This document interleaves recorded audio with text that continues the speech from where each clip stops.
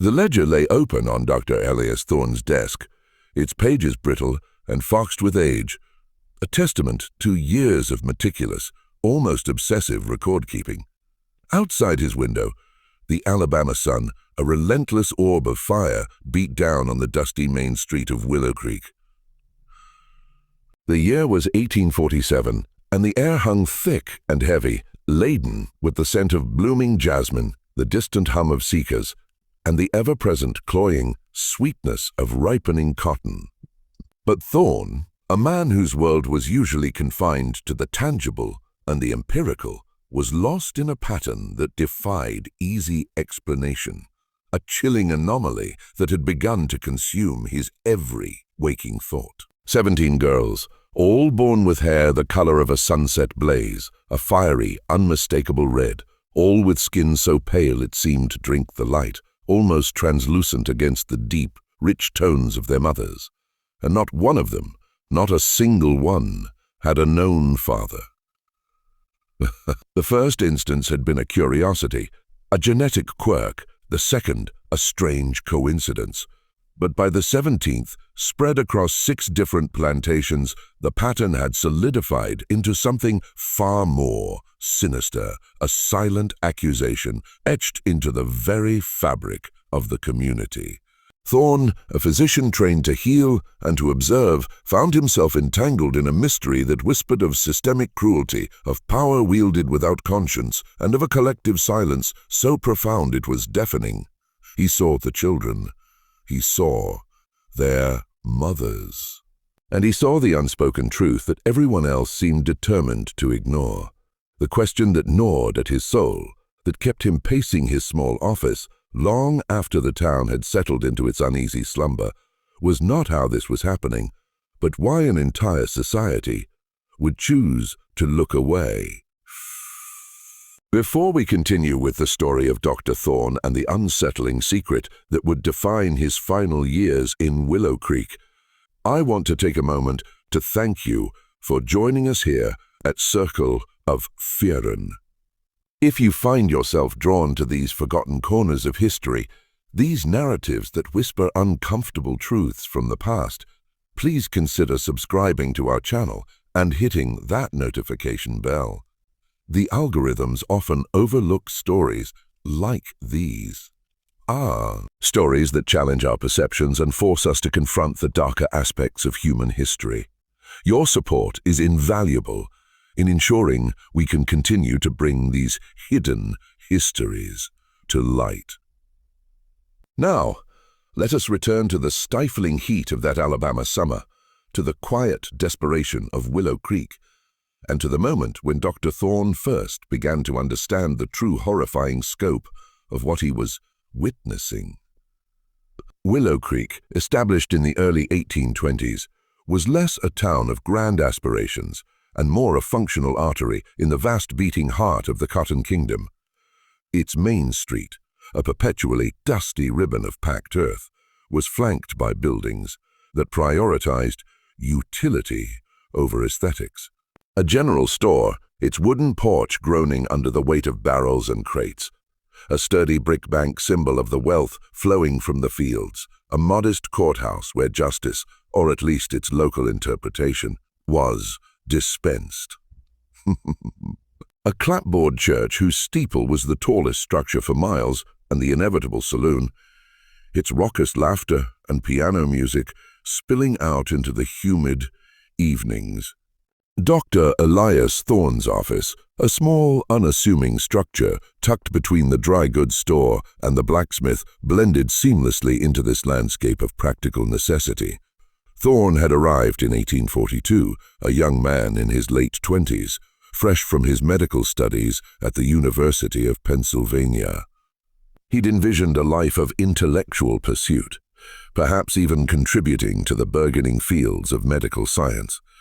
Instead, the South had offered him a stark reality, a practice dominated by the brutal exigencies of plantation life.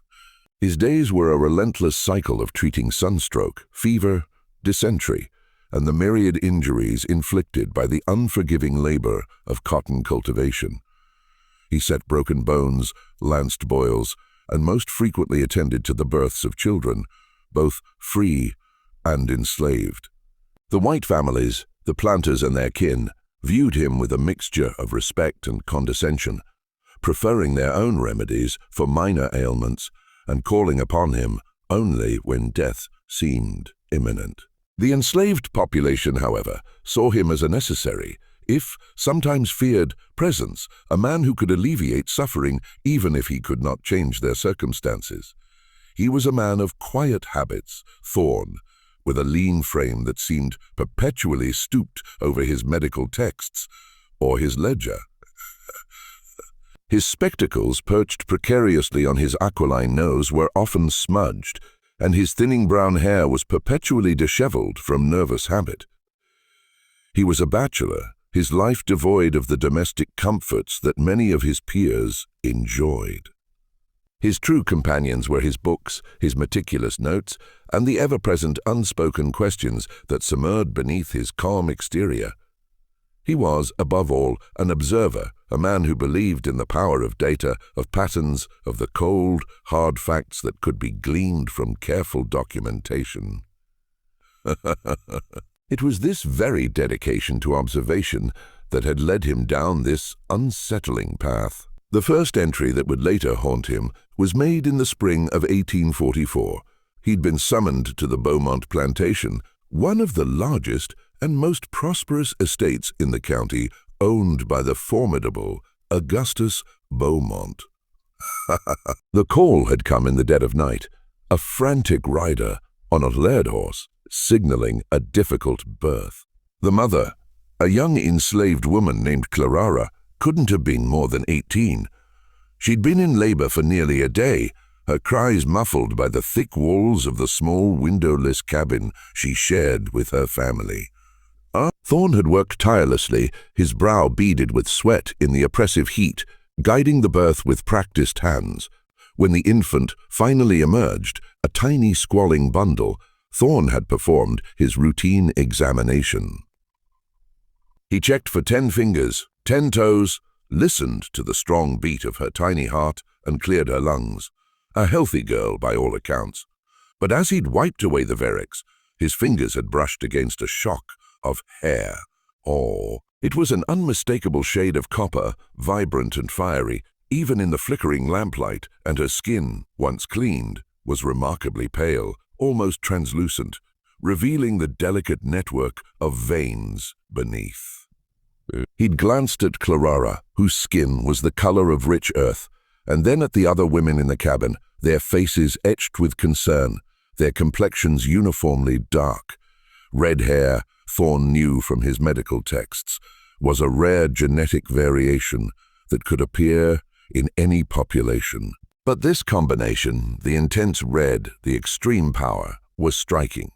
A beautiful girl, Clara, he'd said, his voice softer than usual as he wrapped the infant in a clean cloth and gently placed her in her mother's trembling arms.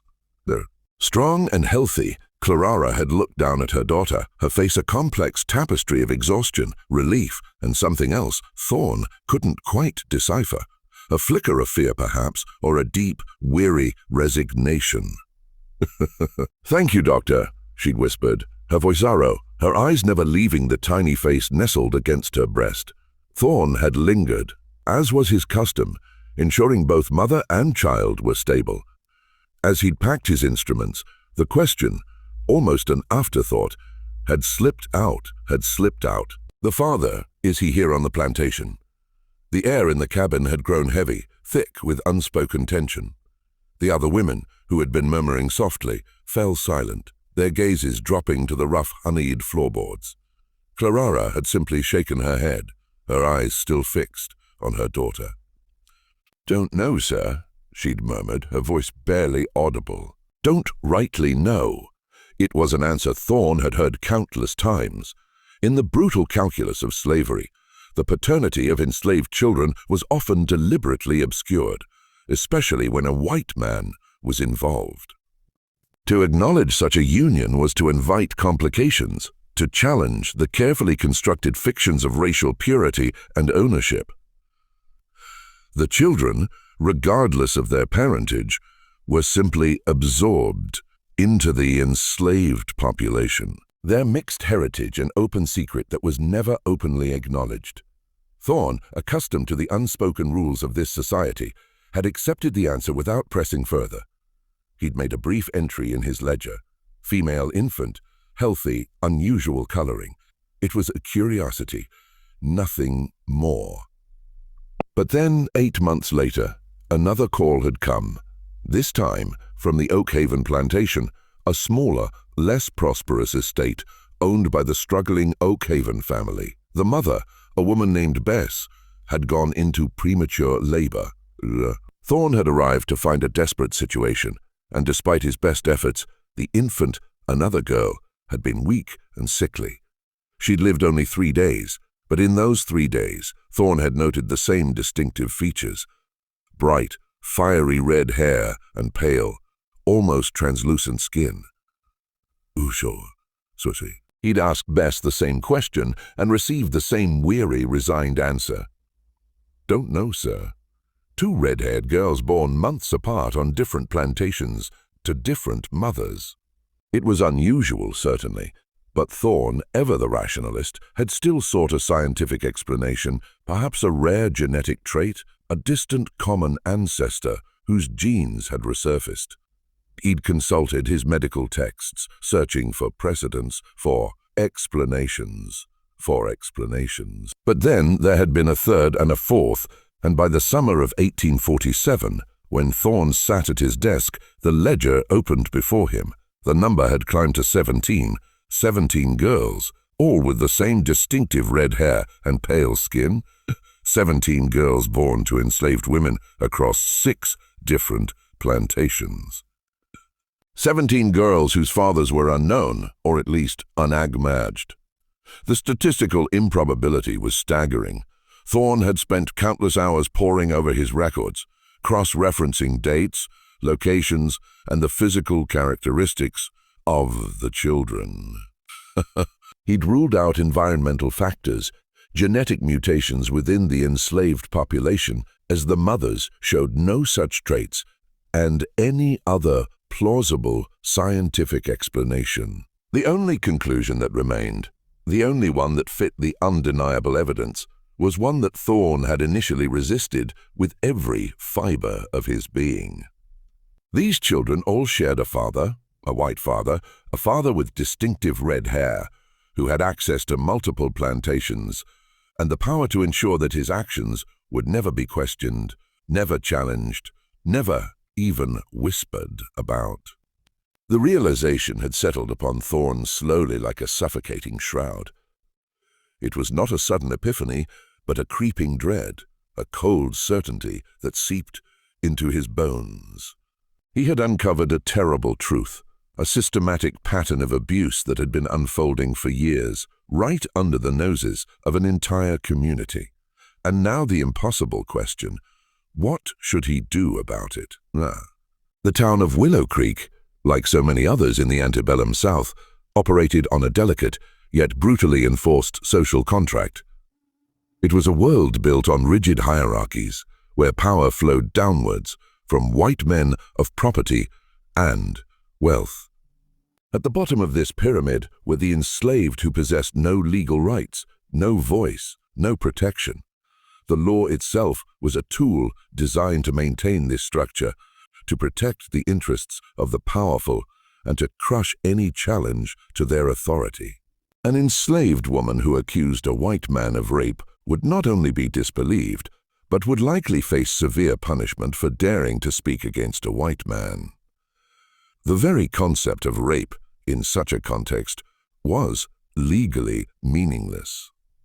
Enslaved people were property, and a man could not be accused of a crime for using his own property or for trespassing on another man's property with that man's tacit permission. The children born of such unions were simply more property, more assets to be worked or sold, as their owners saw fit.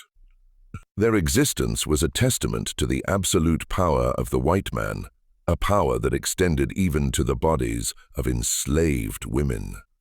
Even if Thorne could somehow bring charges against the perpetrator, and he had no legal standing to do so. The case would be heard by a judge who was likely a friend or business associate of the accused, and decided by a jury of white men who had every incentive to protect one of their own. An accusation of this nature would be seen as a betrayal of racial solidarity, a dangerous precedent that could undermine the entire system. The consequences for the women involved would be dire. To draw attention to their children's paternity would be to mark them as troublemakers, as threats to the social order. They would be punished, sold away, separated from their children and families. The very act of trying to help them would likely make their situations worse. Thorne understood all of this. He was not a naive man. He had lived in the South long enough to understand how power worked, how the system protected itself with an iron fist cloaked in velvet. But understanding did not make the knowledge any easier to bear. It festered within him a toxic brew of anger, frustration, and helplessness. He found himself lying awake at night, staring at the ceiling of his small bedroom. The sounds of the night, the chirping crickets, the distant baying of a hound, doing little to soothe his agitated mind. He imagined confronting the man directly, demanding an explanation, threatening to expose him. But to what end? The man would deny everything, and Thorne would be ruined, his practice destroyed, his reputation shattered. He imagined writing to authorities in Montgomery, laying out his evidence in careful detail, but he knew such a letter would be ignored or worse traced back to him with dire consequences. He even considered more drastic measures. He was a doctor, after all. He had access to medicines, to poisons. It would be easy enough to slip something into the man's drink at a social gathering to make it look like a heart attack or a sudden illness. But Thorne was not a murderer.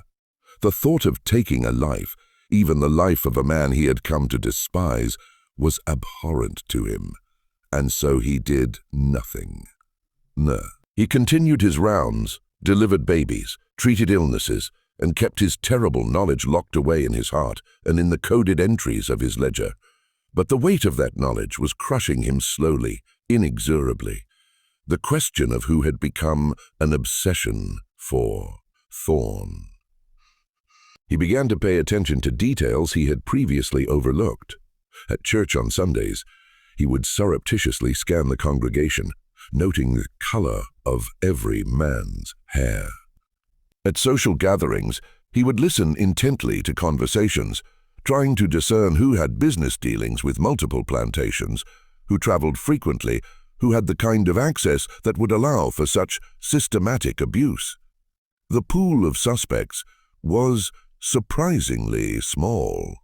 Willow Creek was not a large town, and the white population was even smaller. Most of the men were tied to specific plantations, rarely venturing beyond their own property lines, except for trips to town or occasional social calls. But there were a few men whose work required them to move freely between plantations, and the cotton broker who negotiated sales and arranged shipments, the itinerant preacher who held services at various plantation chapels, the traveling salesman who brought goods from Mobile and Montgomery, and the county sheriff who made his rounds enforcing what passed for law in this corner of Alabama. Thorne began to observe these men more carefully. The preacher, Reverend Josiah Blackwell, was a thin, aesthetic man with dark hair going gray at the temples. The salesman, a jovial fellow named Cornelius Briggs, was nearly bald, what little hair he had left being a mousy brown. The sheriff, Wade Hutchkins, had black hair and a thick black beard that left the cotton broker, Alistair Finch. Finch was a man of considerable presence, a force of nature in the quiet town of Willow Creek. Tall and broad-shouldered, with a booming voice that carried across a room and a laugh that seemed to shake the very rafters of the saloon. He was a fixture at every social gathering, every church service, every important meeting. He had built his business from nothing, arriving in Willow Creek in the late 1830s with little more than a sharp mind, an uncanny knack for numbers, and a talent for negotiation. Within a decade, he had become indispensable to the local economy. The man who could get the best prices for cotton, who had connections in Mobile and New Orleans, who could arrange credit when times were tight. He was a man of influence, a man of means, a man whose word carried weight. And Alistair Finch had hair the color of burnished copper, a vivid, unmistakable red that he wore like a crown, often swept back from his high forehead. The first time the connection occurred to Thorne, he had been standing in Finch's opulent office, discussing payment for medical services rendered to one of Finch's household servants.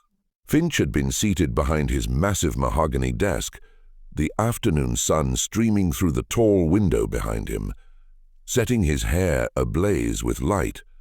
Thorne had been in the middle of a sentence, explaining a dosage, when the thought struck him with such force that he had actually stumbled over his words, his voice trailing off into an embarrassed cough. The hair, the same shade, the exact same shade as the children. Too. Finch had looked at him quizzically, a slight smile playing on his lips. "Are you quite well, Doctor?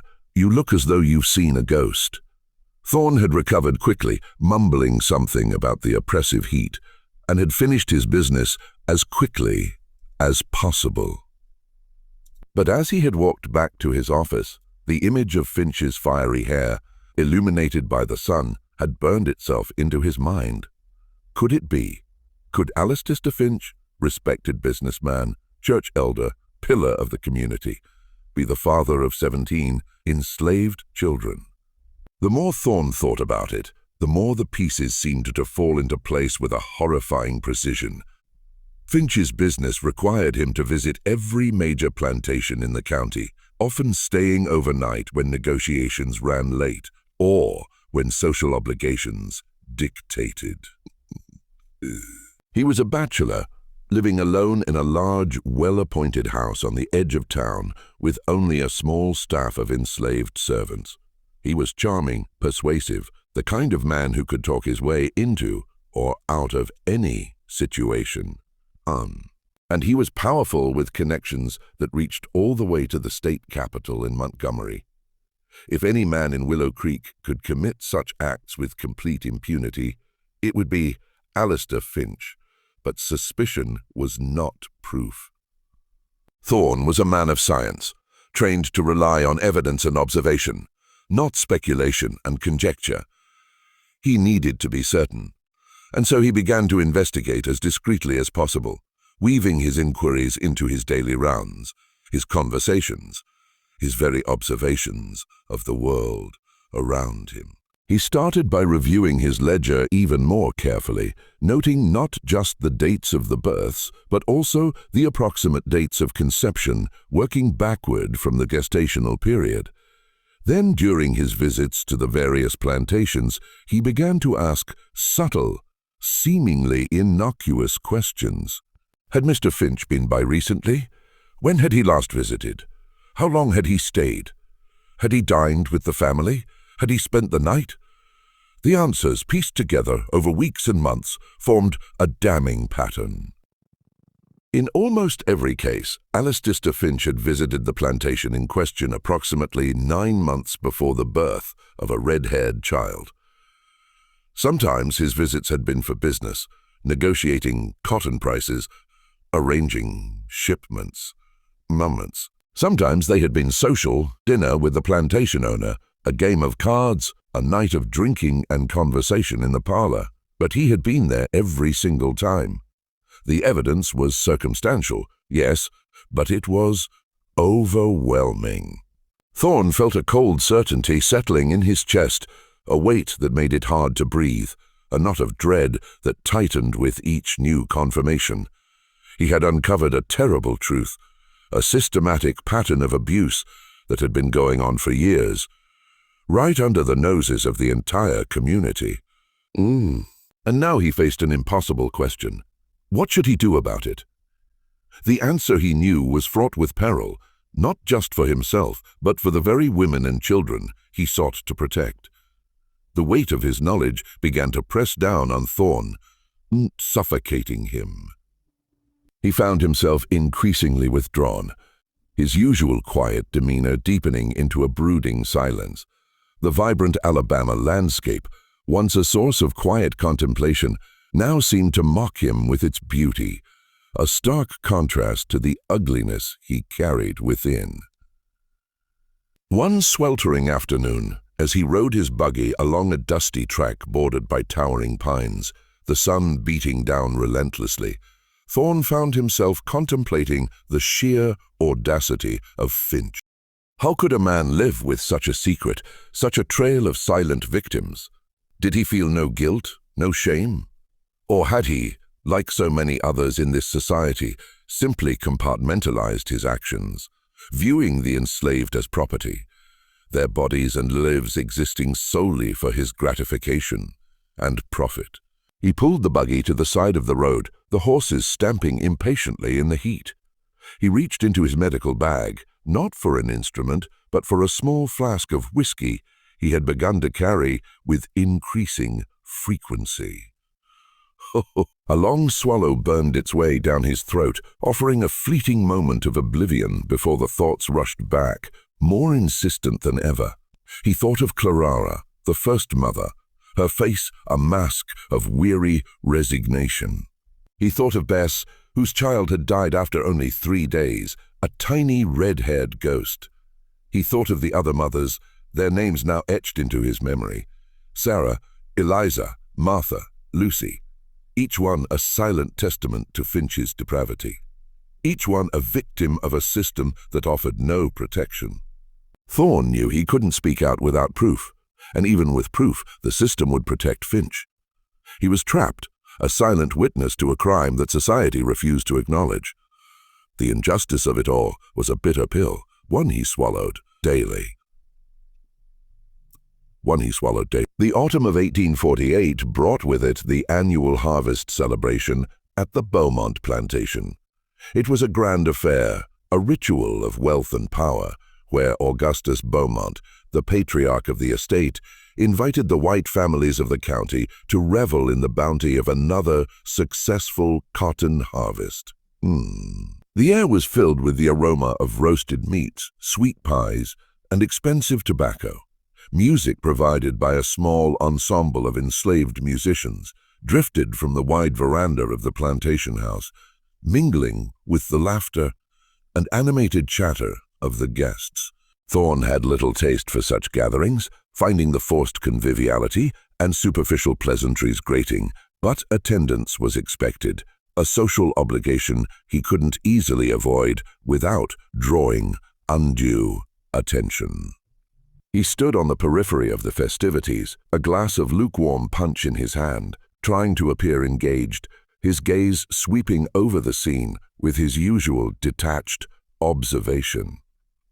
Alistair Finch was there, of course, resplendent in a new suit of fine linen, his red hair gleaming like a beacon in the flickering light of the torches that had been strategically placed around the Veer. He was, as always, the center of attention, holding court with a group of planters, regaling them with some humorous anecdote about a recent trip to Mobile. His booming laugh echoed across the gathering, and the other men laughed along with him, slapping him on the back, raising their glasses in toast to his wit and prosperity. Thorn watched him with a mixture of disgust and morbid fascination. How did he do it? How did he move through the world with such ease, such confidence, knowing what he had done, what he continued to do? Did he feel no pang of conscience, no flicker of shame? Or had he truly convinced himself that his actions were justified, that enslaved women were fair game, that the children he fathered were simply an unfortunate, yet ultimately inconsequential byproduct of his desires? As Thorn watched, a young enslaved girl, perhaps 7 or 8 years old, approached the group of men carrying a silver tray laden with fresh drinks. She was one of the house servants, dressed in a clean but simple cotton dress, her hair neatly tied back with a ribbon, and her hair was red, bright, vivid, unmistakable red. Thorn recognized her immediately. She was Clarara's daughter, the first of the red-haired children he had delivered. She had grown into a bright, curious child, and Thorn had seen her on several occasions during his visits to the Beaumont plantation. The girl offered the tray to the men, her eyes downcast, as she had been trained to do. The planters took their drinks without truly looking at her, their conversation barely pausing. But Finch paused. He looked at the girl, really looked at her, and for a brief, almost imperceptible moment. Something flickered across his face, recognition, a fleeting shadow of something unreadable. Thorn couldn't be sure. Then Finch smiled, a warm, almost paternal smile, and reached out to pat the girl gently on the head, his large hand ruffling her fiery red hair. "Thank you, child," he said, his voice surprisingly gentle. "You're doing a fine job." The girl bobbed a quick curtsy and hurried away, her small frame disappearing into the shadows. Finch turned back to his companions, the moment already forgotten, resuming his anecdote as if nothing had happened. But Thorn had seen it. That brief touch, that fleeting smile, it was a gesture of ownership, of casual acknowledgement. Finch knew. He knew the girl was his daughter, and he didn't care. Or rather, he cared so little that he could acknowledge her in public in front of dozens of witnesses, secure in the knowledge that no one would say a word.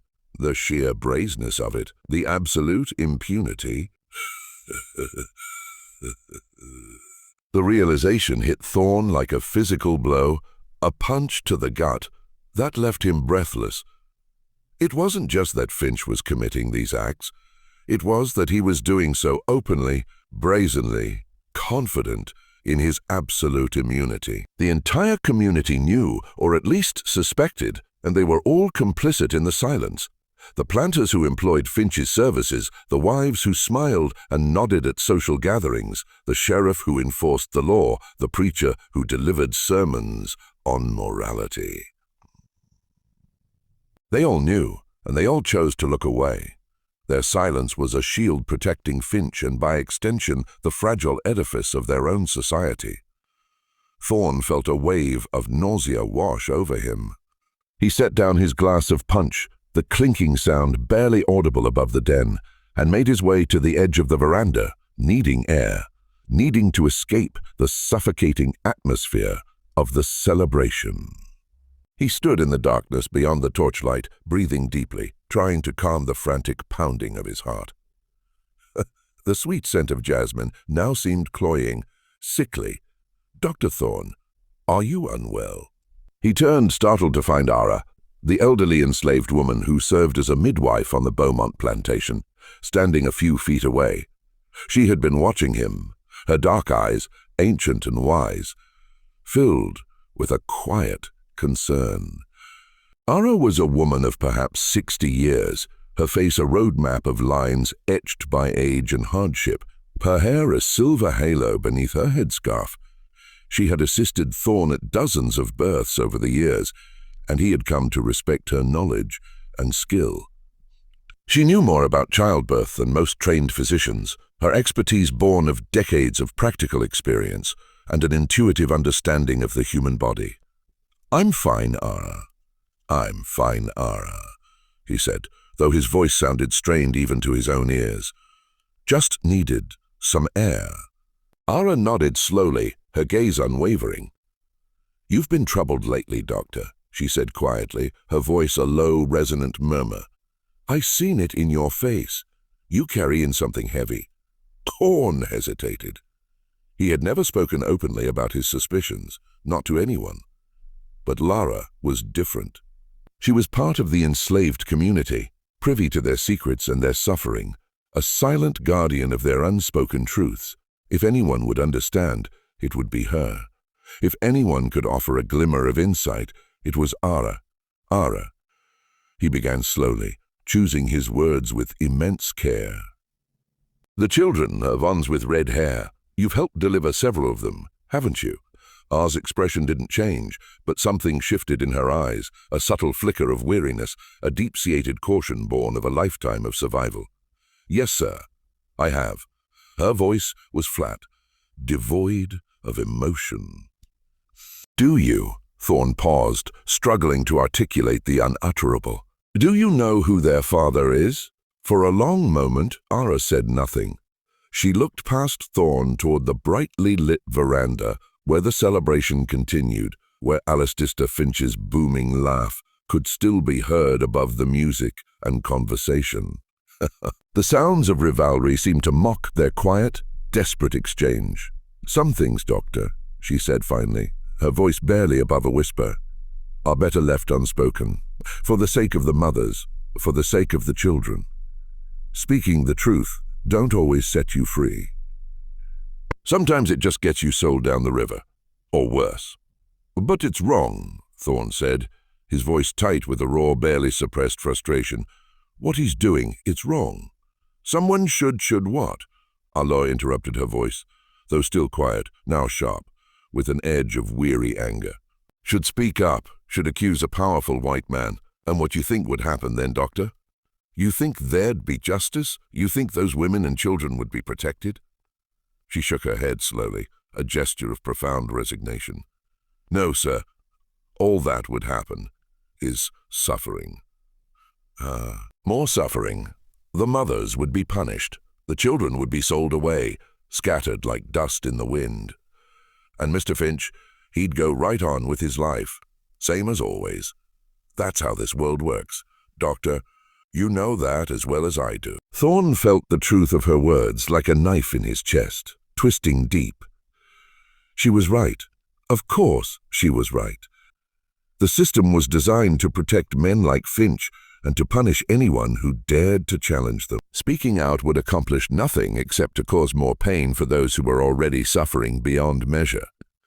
His idealism, his scientific belief in truth and justice, crumbled under the weight of her stark realism.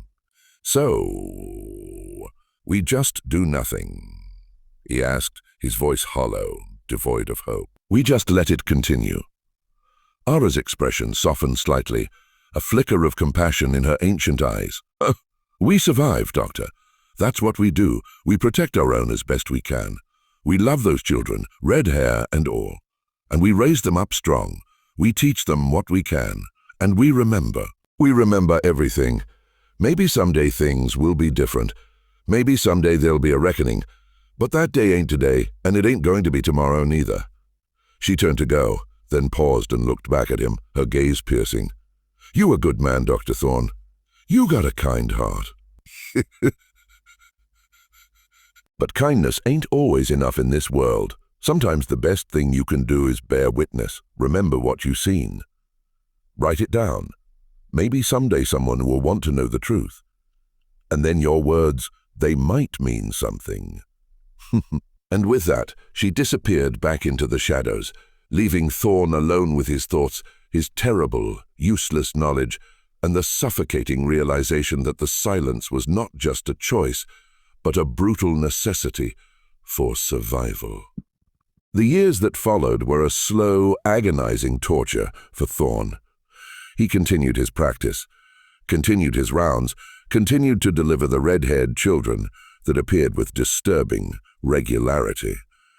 By 1852, the number had grown to 23. 23 girls scattered across the county, all bearing the unmistakable mark of their father. Each birth was a fresh wound, a new entry in his ledger, a further testament to his own impotence.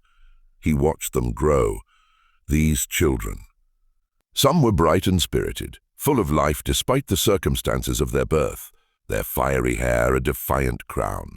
Others were quiet and withdrawn, as if they sensed the weight of the secret they carried, the unspoken questions that hung in the air around them. All of them were treated differently, set apart by their unusual appearance. Some in the enslaved community embraced them, protecting them, as had said, weaving them into the intricate tapestry of their families. Had red hair, just like all the others. The room went very quiet. The only sound was the distant clatter of a wagon on the street outside. Finch's expression didn't change, but something hardened in his eyes, a subtle tightening around the mouth. The genial mask slipped, revealing a glimpse of something cold and calculating beneath. I'm not sure I understand what you're implying, Doctor. Finch's voice was calm, almost dangerously so. I think you do, Thorne said, his voice shaking now, not with fear, but with the righteous, long-suppressed anger. I've been keeping records.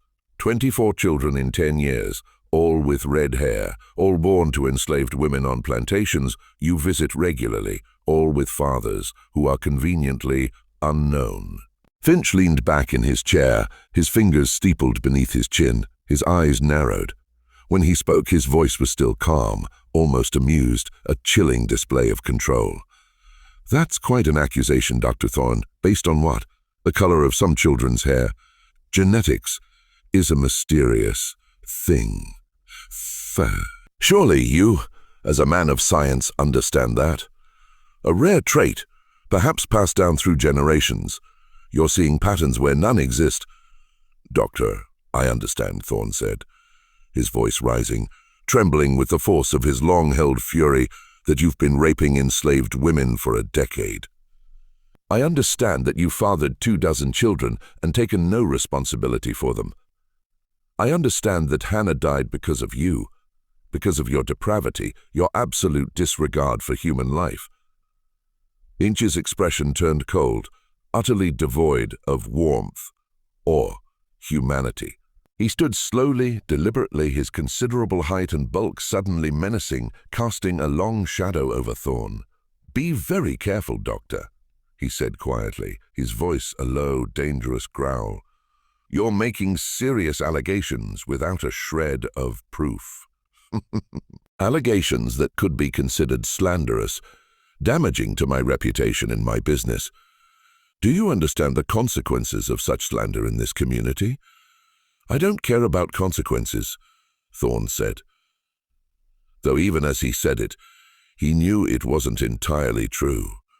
A part of him, the rational, self-preserving part, screamed in protest. Someone needs to speak the truth.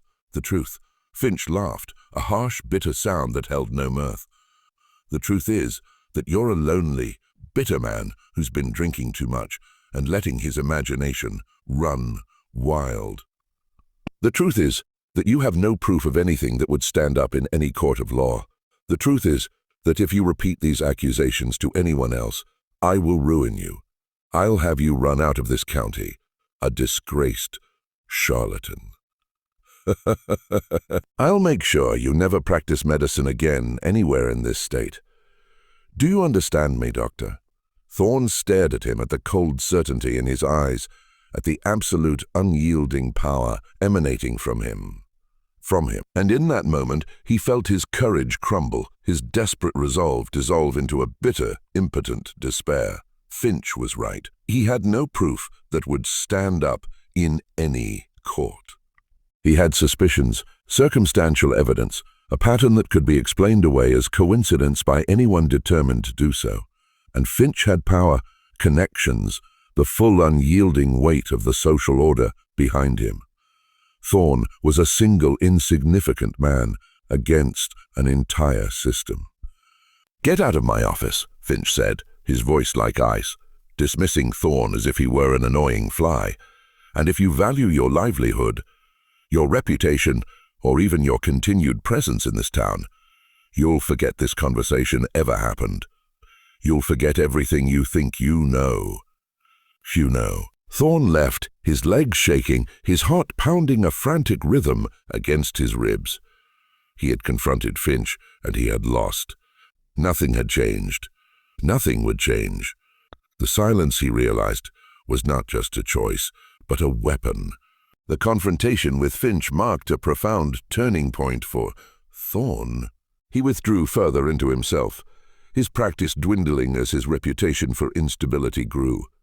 The whispers about poor Dr. Thorne became louder, more frequent. He spent his days in his office, poring over his ledger adding new entries as more red-haired children were born, each one a fresh stab of pain. He had given up any hope of justice, any hope of stopping Finch. All he could do now was what Ara had suggested. Bear witness. Remember document. His ledger became his confessional. His silent scream against the injustice. His once neat office became cluttered, dusty. Books lay open, forgotten. The scent of stale tobacco and whiskey mingled with the faint lingering smell of antiseptic. He rarely ventured out, preferring the company of his thoughts, however dark, to the polite, piting glances of the townspeople. He was a ghost, haunting his own life, a man consumed by a truth too terrible to speak. In the summer of 1857, as the oppressive heat of July settled over Willow Creek, Thorne received an unexpected visitor. A young woman, perhaps 25 years old, appeared at his office door. Oh? She was well dressed in a simple but elegant traveling suit, her hair neatly pinned beneath a modest bonnet, her eyes bright with an intelligent, unwavering gaze. She introduced herself as Miss Abigail Winters, a teacher from Boston who had come south to work with a missionary society dedicated to improving conditions for enslaved people. Thorne was immediately wary. Abolitionists were not welcome in Alabama, and anyone associated with them was viewed with deep suspicion, often with outright hostility. He had heard stories of such individuals being run out of town, sometimes violently.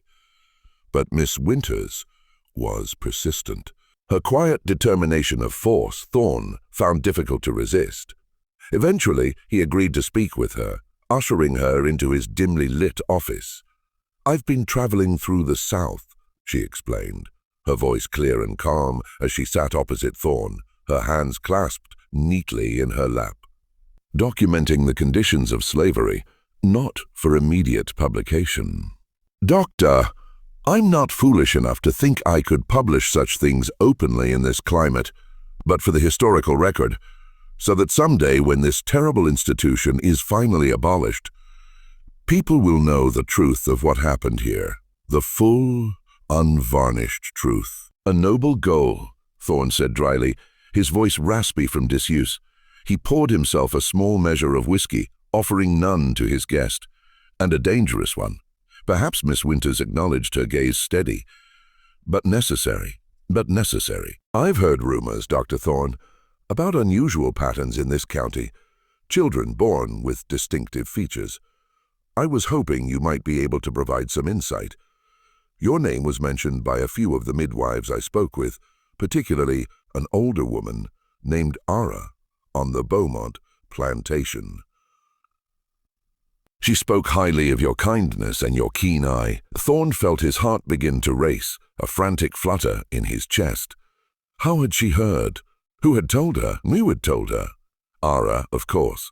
He studied Miss Winters' face, trying to gauge her intentions, her sincerity. Was she truly seeking truth, or was she merely a provocator, a danger to everyone involved? "Why would you think I'd know anything about that?" he asked, his voice guarded. "Because you're the doctor who delivers most of these children," Miss Winter said simply, her directness disarming. "And because I've been told you're a man of conscience, troubled by what you've witnessed. I said you were a man who carried the truth like a heavy stone." For a long moment, Thorne said nothing. The silence in the room was thick, punctuated only by the buzzing of a fly against the window pane. Then slowly, deliberately, he reached into his desk drawer and pulled out his ledger. He opened it to the pages where he had meticulously documented the births, the dates, the plantations, the distinctive features of the children. The faded ink, the precise handwriting were a stark contrast to the chaos and despair they represented. 27, he said quietly, his voice barely a whisper, as if speaking the number aloud might shatter the fragile peace of the room. 27 girls in 13 years, all with red hair and pale skin, all born to enslaved women, all with the same father, though his name is never spoken. Miss Winters leaned forward, her eyes scanning the pages, her expression one of grim understanding. "Do you know who the father is?" "Yes," Thorne said the word, a bitter taste in his mouth. "But I can't prove it. Not in any way that matters here, and even if I could, it wouldn't matter. He's too powerful, too well connected. The entire community protects him, either actively or through their silence. They are all complicit." "Tell me his name," Miss Winters said, her voice firm, unwavering. "Let me decide what can be done with the information. My society has connections. Doctor, we have ways of documenting these truths, even if we cannot act on them immediately." Thorne hesitated. To speak Finch's name aloud to someone outside the community felt like crossing a line from which there would be no return. It felt like a betrayal of the very silence that had protected him, however imperfectly. But what did he have to lose? His practice was already failing. His reputation was already in tatters, and perhaps, just perhaps, Miss Winters, with her quiet strength and her distant connections, could do something with the information that he, a broken man in a broken system, could not. Perhaps his years of silent suffering, his meticulous documentation, might finally serve a purpose beyond his own despair. "Alistair Finch," he said, the name of venomous hiss on his lips. "The cotton broker. He has access to every plantation in the county. He's been doing this for over a decade, and no one will stop him. No one can." Miss Winters wrote the name carefully in a small notebook she had produced from her bag, her pen scratching softly. "And the mothers, have any of them spoken about this? Have they named him?" "They can't," Thorne said, shaking his head. "To speak would be to invite punishment, to risk being sold away, separated from their other children. They protect themselves and their children through silence. It is their only defense." Miss Winters nodded slowly, her gaze thoughtful. "I understand." "Dr. Thorne, would you be willing to let me copy these records? I promise they'll be kept confidential, used only for historical documentation, for a future when such truths can be openly acknowledged." Thorne considered the request. His ledger was the only evidence he had, the only proof that he hadn't imagined the pattern, that he wasn't simply a madman seeing conspiracies where none existed. To hand it over, even to allow it to be copied, felt like relinquishing the last thing of value he possessed. The last tangible proof of his sanity. But what good was it doing him? He had kept these records for 13 years, and they had accomplished nothing but to deepen his despair. Perhaps in Miss Winters' hands, they might serve some purpose, might contribute to some future reckoning, a distant echo of justice, perhaps ours words. Maybe someday someone will want to know the truth. We're not entirely without hope. "Yes," he said finally, his voice barely audible. "You may copy them." Miss Winters spent the next several hours carefully transcribing Thorne's entries into her own notebook, her pen moving swiftly and precisely across the pages. The only sounds in the room were the rustle of paper, the scratch of her pen, and the distant mournful cry of a whip or will. When she finished, she closed her notebook, her face grave. She thanked him profoundly, her eyes conveying a deep respect and understanding, and prepared to leave. "Dr. Thorne," she said at the door, her voice soft but resolute, "I want you to know that what you've done, keeping these records, bearing witness, it matters. Even if it doesn't feel like it now, even if justice seems impossible in this time, the truth has value. Someday people will want to know what really happened here, and because of you, because of your courage to document, they'll be able to. It's also the story of those who suffered in silence, whose lives were shaped by forces beyond their control, whose existence was denied or erased by those who found it inconvenient. The red-haired girls of Alabama were real. Their mothers were real. Their suffering was real. And though justice was denied them in their own time, the truth of their existence endures, a testament to the human capacity for both cruelty and resilience. A reminder of the terrible price of silence, and a challenge to those of us who inherit these stories to ensure that such injustices are never forgotten, never repeated, never allowed to hide in the shadows of history. If this story has moved you, if it's made you think about the hidden histories that surround us, please consider sharing it. These are not easy stories to tell or to hear, but they are necessary. They remind us of where we've been and challenge us to do better. Subscribe to Circle of Firon for more journeys into the forgotten corners of American history. And remember, the past is never truly past. It lives on in the stories we tell, the truths we uncover, and the lessons we choose to